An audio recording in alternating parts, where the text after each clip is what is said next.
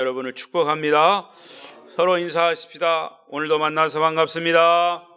잘 오셨습니다. 은혜 많이 받으세요.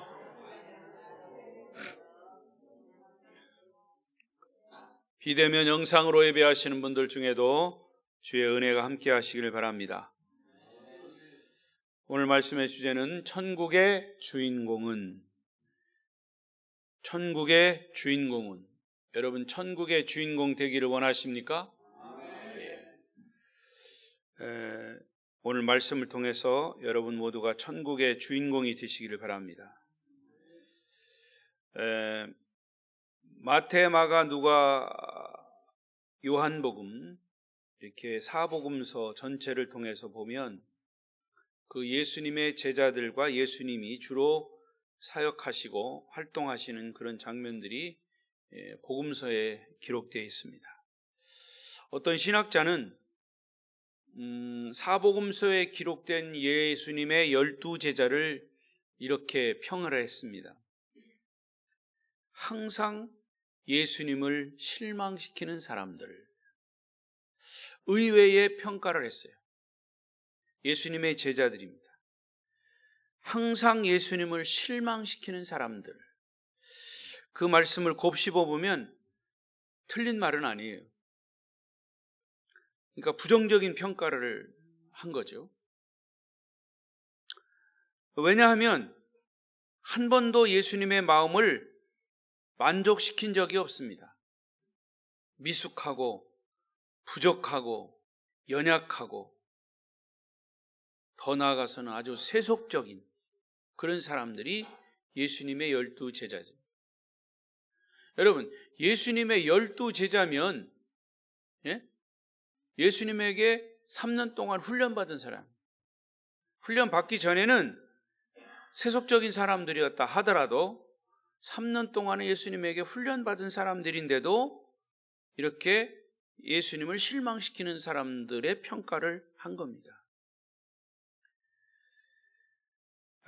그런데 또 한편으로 보면 예수님 편에서 보면 예수님은 그런 제자들을 실망하지 않고 그들을 품어주시고 인내하시고 또 기다리시고 오히려 사랑하시고 계속해서 훈련하시면서 그들을 포기하지 않으셨습니다. 마태복음 18장을 시작하면서 예수님께서 제자들에게 천국 백성이 되기 위해서, 천국의 주인공이 되기 위해서 아주 중요한 교훈을 해 주셨습니다. 그것은 한 단어로 얘기하면 겸손입니다. 뭐라고요? 겸손. 자, 본문 1절을 보십시다. 1절 시작. 그때에 제자들이 예수께 나와 이르되 천국에서는 누가 크니까? 제자들의 이 질문만 보더라도 아직도 그들은 영적으로 미숙한 상태에 있습니다. 제자들의 관심은 어디에 있는가? 누가 더 큽니까? 베드로가 큽니까? 야고보가 큽니까? 지금 키재기를 하는 게 아니에요. 누가 좋은 자리, 높은 자리에 있냐? 그 얘기를 하는 거예요. 누가 예수님의 오른편에 있습니까? 왼편에 있습니까? 예수님이 대통령이면 나는 국무총리가 되겠습니다. 나는 최소한 내무부 장관을 하겠습니다. 요즘 내무부 장관 아니죠? 요즘 뭐라 그러죠? 아무튼 있어요. 그러니까 제자들의 관심은 누가 더 크냐에 있어요. 자리 싸움을 하는 겁니다. 누가 서열이 높으냐 낮으냐. 여러분, 과연 천국에서도 서열이 높은가 낮은가가 있을까요? 사실 이런 서열의 문제는 제자들에게만 있는 게 아니에요. 예수 믿는 우리에게도 있어요. 모든 죄인들의 공통된 관심사입니다. 대부분의 남자들은 살면서 사회생활을 하면서 누가 어느 회사에 다느냐, 누가 무슨 사업을 하냐, 누가 돈을 더 많이 받냐, 누가 더 돈을 더 많이 버냐? 좋은 자리에 있고, 누가 더 좋은 자리에 있고, 누가 더 영향력이 있고, 누가 더 권력을 가지고 있는가? 그게 다 중요한 관심사예요. 뭐 겉으로는 그렇지 않은 것처럼 하지만 결국은 속으로 자기 자리 문제, 위치 문제, 높고 낮은 문제에 연연하고 있으면 속일 수 없는 거예요. 남자들만 그래요? 여자들도 마찬가지죠. 일반적으로 여자들의 관심은 누가 더 이쁜가? 누구 남편이 더 잘 나가는가? 누가 더 좋은 옷을 입었냐? 누가 더 좋은 집에 사느냐? 이것이 일반적인 여자들의 관심이에요. 아무리 못난 여자도 자기 외모에 대해서는 지대한 관심을 가지고 있어요. 이러한 관심사는 그야말로 세속적인 관심사죠. 죄인들이 가지고 있는 관심사입니다. 사실은요, 이런 문제들 때문에 인류를 불행하게 만든 것이라고 해도 과언이 아닙니다. 예수님의 제자들도 이런 세속적인 관심에서 벗어나지 못했어요. 천국에서는 누가 과연 큽니까? 예? 자, 그런데 여기 중요한 1절의 앞부분에 그때에 그랬어요. 그때가 여기 굉장히 중요한 어떤 시기를 말하는 거예요. 그때는 언제냐? 첫 번째, 예수님이 십자가에 못 박혀 돌아가실 때가 가까웠다라고 하는 것을 제자들에게 알렸을 때, 예수님이 십자가에 못 박혀 이제 나는 죽을 것이다, 이렇게 예수님이 비로소 제자들에게 알렸어요. 나는 너희들을 떠나갈 것이다. 그때 마태복음 17장 22절 23절을 보십시다. 시작. 갈릴리에 모일 때에 예수께서 제자들에게 이르시되 인자가 장차 사람들의 손에 넘겨져 죽임을 당하고 제3일에 살아나리라 하시니 제자들이 매우 근심하더라. 예수님이 이걸 말씀하셨어요. 그리고 제자들이 근심했다 그랬어요. 자, 요 상황에서 지금 마태복음 17장 마지막 부분이에요. 예수님이 이렇게 당신을 십자가에 달려 죽을 거라고 얘기한 요 때에 제자들은 뭐 했다고요?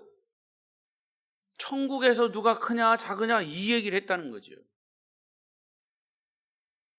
예수님은 가이사랴 빌립보에서 베드로의 마태복음 16장 16절에서 신앙 고백을 들으시고 그 다음에 십자가의 죽음을 예고하셨어요. 자, 그렇다면 이런 상황이라면 마땅히 제자들은 어떤 생각을 가지고 있어야 돼요? 예수님과 함께 십자가에서 고난당할 믿음을 가지고 고민하고 기도하고 그게 하나님의 뜻이라면 그럼 과연 우리가 어떻게 해야 될 건가? 이런 좀 심각한 심도 있는 그런 의논이나 혹은 기도를 해야 되는데 바로 그때 제자들은 천국에서 누가 크냐 작으냐 이런 문제를 가지고 토론하고 있다는 거죠. 철없는 아이들처럼 자리 타령을 하고 있습니다. 예를 들면 지금 아버지가 병상에서 임종을 하시기 직전이야. 근데 그 아버지는 재산이 많아. 그래서 아버지가 지금 숨을 몰아쉬고 임종을 하시기 직전에 있는데 한쪽 자녀들은 뭐예요? 아버지가 죽으면 누가 이 재산을 많이 차지할까 하고 이 문제를 가지고 싸우는 것과 다름이 없다 그 말이에요.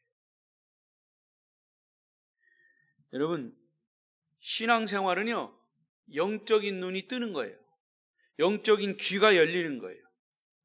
영적인 영안, 영적인 귀, 영적인 부분이 열리는 게 신앙생활이에요. 영적인 귀와 영적인 눈과 영적인 마음이 열려지시길 바랍니다.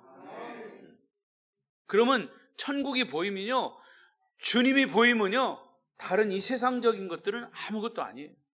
그거 가지고 싸우지 않아요. 두 번째, 이때는 언제냐? 자, 마가복음 가서 보십시다. 9장 33절. 시작. 가버나움에 이르러 집에 계실새 제자들에게 물으시되 너희의 길에서 서로 토론하는 것이 무엇이냐. 그들이 잠잠하니 이는 길에서 서로 누가 크냐 하고 쟁론하였습니다. 자, 가버나움 집에 이르렀을 때도 제자들은 계속해서 이런 논쟁을 벌이고 있어요. 이때 주님이 무엇 때문이냐고 다시 물으셨어요. 그러니까 사실은 그들은 뭐 벼룩이 낯짝이 있다고 부끄러워서 대답을 못했어요. 그들이 잠잠하니. 또 마가복음 10장 35절 40절에도 보십시다. 시작. 대제사장들과 서기관들에게 넘겨짐에 그들이 죽이기로 결의하고 이방인들에게 넘겨주겠고 그들은 능욕하며 침뱉으며 채찍질하고 죽일 것이나 그는 3일 만에 살아나리라 하시니라.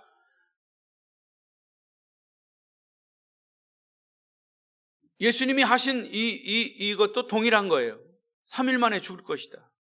그런데 그 40절까지 보면 천국에 이르면 우리를 하나는 주의 우편에 하나는 주의 좌편에, 그러니까 이런 싸움을 하고 있다는 거죠. 제자들이. 주님은 지금 십자가의 고난에 대해서 예고하시는데 자기들은 나는 우편에 함께 해주시고 나는 좌편에 함께 해주십시오.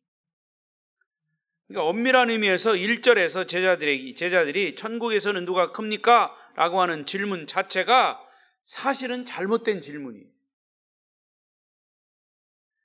세상의 가치관으로는 서열과 계급이 있죠.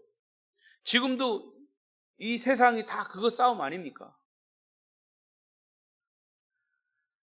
이것은 세상 역사를 움직이는 중요한 원리도 돼요. 누가 더 어느 나라가 더 부자로, 어느 나라가 더 무력이, 어느 나라가 더 돈이 많아서 다른 나라를 지배하느냐. 역사는요 그런 싸움이에요. 계속해서. 그러나 천국에서는 큰 자나 작은 자나 차별이 없어요. 서열도 없어요. 계급도 없어요. 그러므로 제자들이 질문하는 그 자체가 잘못된 거죠. 천국에 대한 어떤 정의를, 천국에 대한 정체성을 잘 모르죠. 마태복음 11장 11절에 예수님이 이런 말씀하세요. 시작. 내가 진실로 너희에게 말하노니 여자가 낳은 자 중에 세례 요한보다 큰 이가 일어남이 없도다. 그러나 천국에서는 극히 작은 자라도 그보다 크니라. 여기 보세요. 천국에서는 극히 작은 자라도 세례 요한이 위대하고 큰 자다 이렇게 주님이 칭찬했지만, 그러나 천국에서는 큰 자 작은 자, 오히려 세례 요한보다 더 큰 자도 있을 수 있다. 그러니까 천국에서는 큰 자 작은 자가 없다는 거죠. 서열도 없고 높고 낮음도 없다는 거예요. 모두가 하나님의 자녀, 예수 믿고 구원받은 자녀들만 있다는 얘기죠. 오늘날 교회의 비극은 천국 질서보다도 세상 질서를 좋아하는 데 있습니다. 교회 안에 권위주의가 팽배하고 높고 낮음의 서열이 교회 안에 자리 잡고 있어서 그것 때문에 파벌이 생기고 싸움이 끊이지 않아요. 그러니까 교회가 타락하는 것은 천국 질서를 지키지 못하는 데 있죠. 이걸 가지고 자꾸 세속화돼서 세상 질서를 가지고 교회에 들어와 가지고 적용하기 때문에. 하나님은 하나님의 자녀들을 똑같이 구원하시고 똑같이 사랑하시고 우리의 기도를 똑같이 들어주십니다. 우리 모두는 하나님의 자녀로서 높임을 받고 존귀함을 받는 동일한 자들임을 믿습니다. 그래서 예수님은 제자들의 이런 질문을 이제 받으시고 아주 지혜롭게 대답하신 말씀이 2절부터 4절까지 읽어보십시다. 시작. 예수께서 한 어린아이를 불러 그들 가운데 세우시고 이르시되 진실로 너희에게 이르노니 너희가 돌이켜 어린아이들과 같이 되지 아니하면 결단코 천국에 들어가지 못하리라. 그러므로 누구든지 이 어린아이와 같이 자기를 낮추는 사람이 천국에서 큰 자니라. 여러분, 무슨 얘기입니까? 겸손하라는 얘기예요. 예수님은 마치 그 옆을 지나가던 어린아이를 불러 앞에 세우시고 너희가 이 어린아이들과 같이 되지 않으면 천국에 들어갈 수 없다. 여러분, 자세히 보시면 여기 진실로라는 말, 결단코라는 말을 강조하셨어요. 진실로 너희에게 이르노니 결단코 천국에 들어가지 못하리라. 얼마나 확고한 의지를 표현하신지 몰라요. 천국이 어린아이와 같이 된다는 것은 무슨 뜻입니까? 어린아이들이 다 천국에 들어간다는 얘기가 아니에요. 요즘도요, 어린아이들이요 굉장히 명석합니다. 우리 저 손자 손녀들 보니 이번에 가서 보니까 아주 깜짝깜짝 놀래요. 뭐 어른들이 생각하지 못하는 얘기를 해요. 그러니까 어린아이들이 다 천국 간다는 게 아니에요. 어린아이들에게도요, 이 지성이 있습니다. 지식, 이 의지, 또 감성, 지정의 인격이에요. 그래서 참 옛날 어른들은 다 그런 건 아니지만 애들을 자기 소유화해가지고 말 안 들으면 막 때리고 막 욕하고 그랬어요. 근데 그 어린아이들에게 그 부모를 통해서 상처를 받으면 그 상처가 오래 갑니다. 그 상처를요, 한번 이제 매를 때린다든가 이렇게 하면 그게 사랑의 매죠. 그 사랑의 매라는 것을 그들이 알아야 돼요.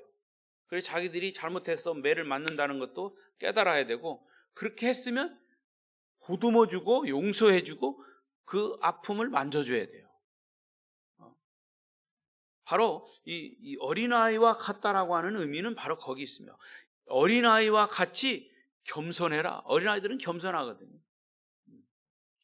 자신은 아무것도 아니고 계급과 서열이 중요하지 않다고 생각하는 겸손한 마음을 가진 자가 천국의 주인공이다. 사실 우리는 지금까지 천국의 원리들을 많이 배워왔죠. 예를 들어서 누가 천국에 갑니까?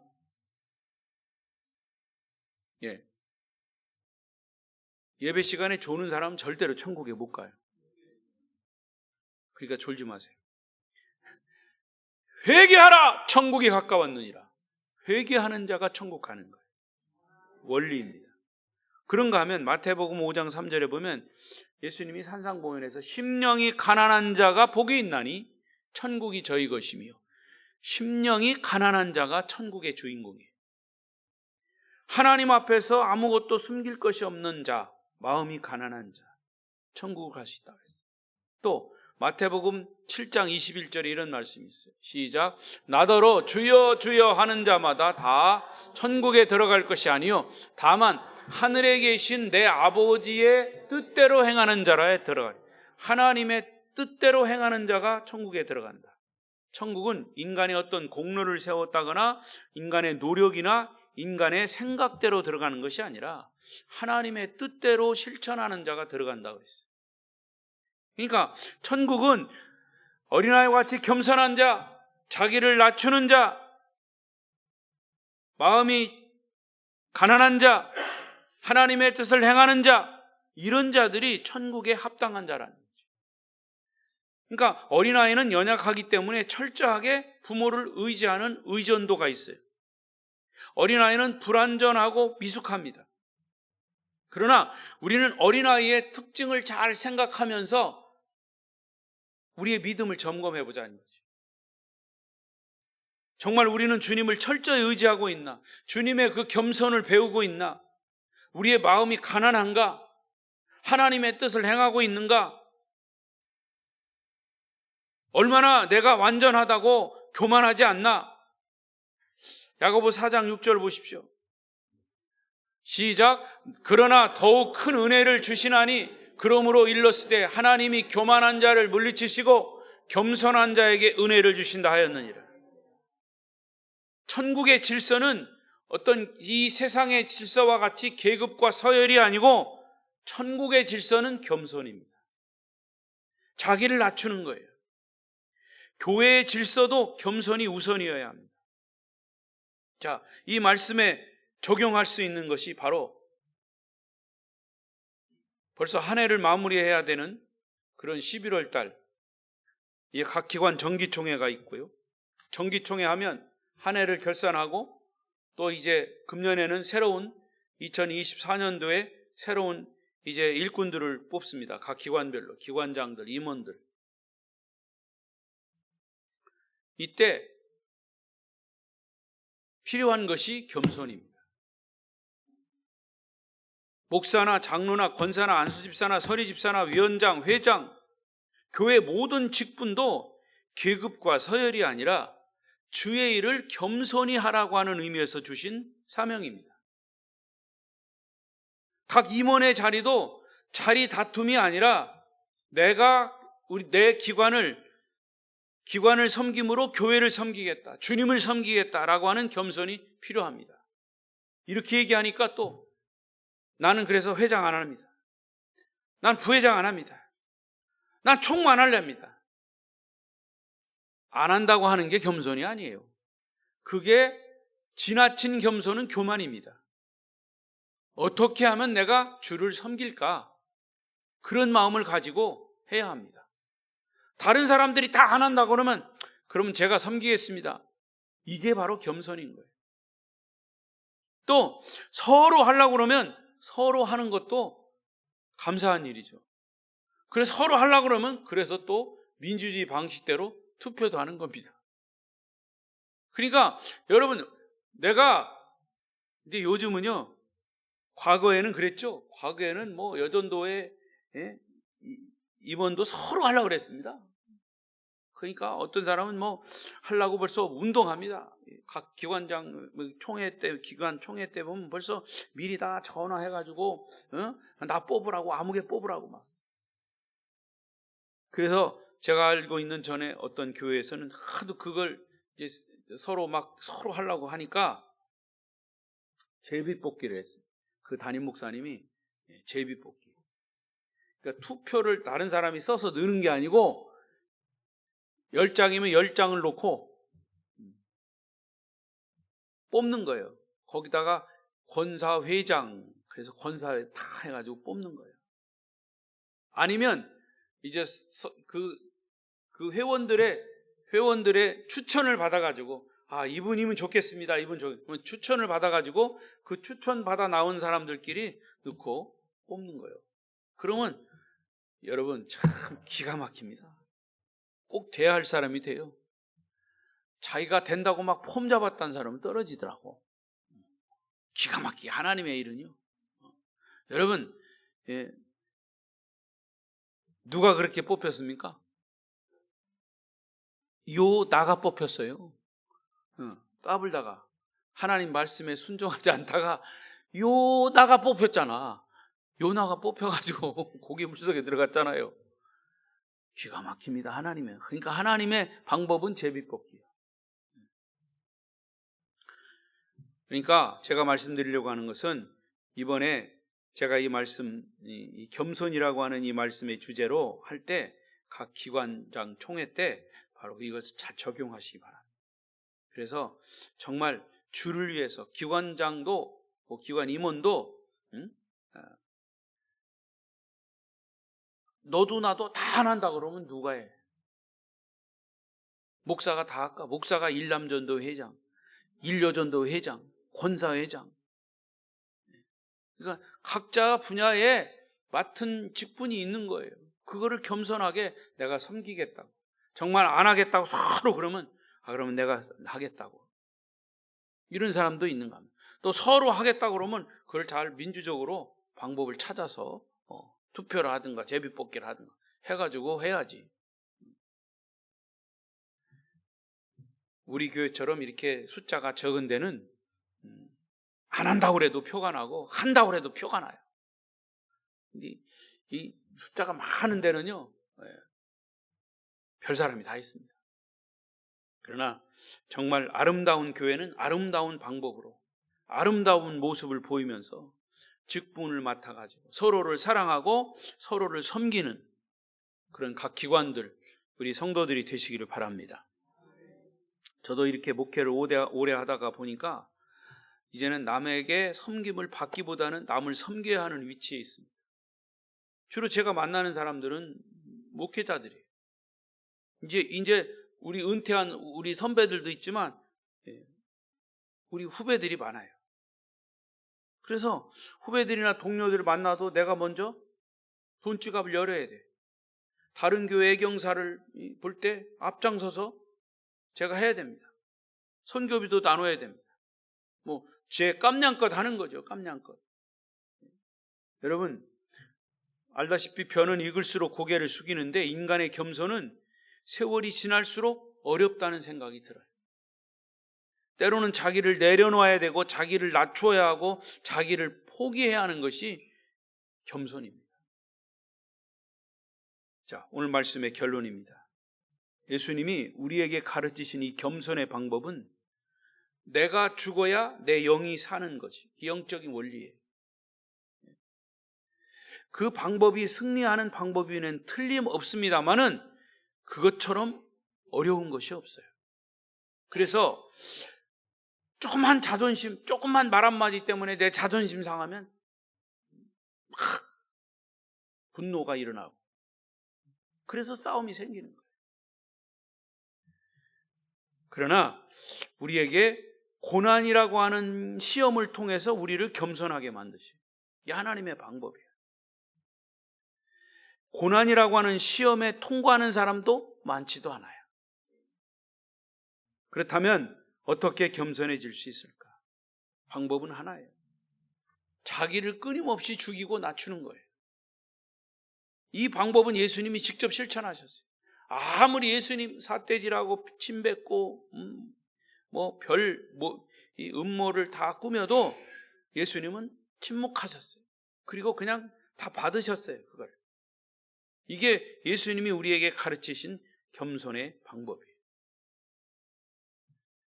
겸손하지 못하는 이유는 뭐냐? 내가 살아있기 때문에. 내 자존심, 내 의의를 내세우는 것이 마음 안에 교만이 도사리고 있기 때문에 겸손이 들어가질 못하는 거예요. 자기가 의식이 되는 곳에는 언제나 교만이 있어요. 그러면 어떻게 자기를 부인할 수 있으냐? 자기보다 큰 분을 바라보면 돼요. 그리고 겸손의 본을 보이신 주님을 바라봐요. 그러면 사람들이 그럽니다. 예수님이니까 그랬죠. 예수님이니까 그렇죠. 난 예수님이 아니에요. 그러니까 예수님을 바라보라는 얘기예요. 예수님을 바라보면 거기서 예수님의 모습을 우리가 보게 되면, 영적인 눈을 떠서 보게 되면 내가 죽게 되는 거예요. 예수님은 당신을 죽이셔까지 우리를 구원하셨잖아요. 예수님은 나를 위해 죽으셨는데 내가 무슨 말을 더 할 수 있겠습니까? 여러분, 태양 앞에서 이 흔들리는 촛불은 아무것도 아닌 거예요. 예수님이 내 안에 크게 계시면, 태양으로 계시면 나는 아무런 의미가 없는 거예요. 겸손의 비결을 자기를 죽이고 예수님을 바라보는 길이에요. 저는 여러분에게 간청합니다. 내 생각, 내 방법, 내 감정, 내 원리가 아직도 남아있다면 그것을 내려놓게 해달라고 기도하십시오. 내 교만을 물리쳐달라고 기도하십시오. 예수님은 하나님이셨지만 인간으로 성육신, 인카네이션, 육신으로 사람이 되셔서 냄새나는 제자들의 발까지 씻어주셨습니다. 그런데 우리는 왜 그것을 못해요? 남편의 발도 아내의 발도 내가 미워하는 사람의 발도 씻어줄 수 있는 마음을 달라고 나를 낮추게 하시고 주님을 바라보게 해달라고 기도하십시오. 그렇게 되면, 내가 겸손하면 모든 문제는 해결돼요. 따라하십시다. 내가 겸손하면 모든 문제는 해결된다. 내 모든 문제도 해결된다. 세상의 모든 문제도 해결된다. 할렐루야. 아름다운 교회 성도 여러분 모두는 예수님의 겸손을 배우심으로 천국의 주인공이 되시기를 축복합니다. 기도하십시다.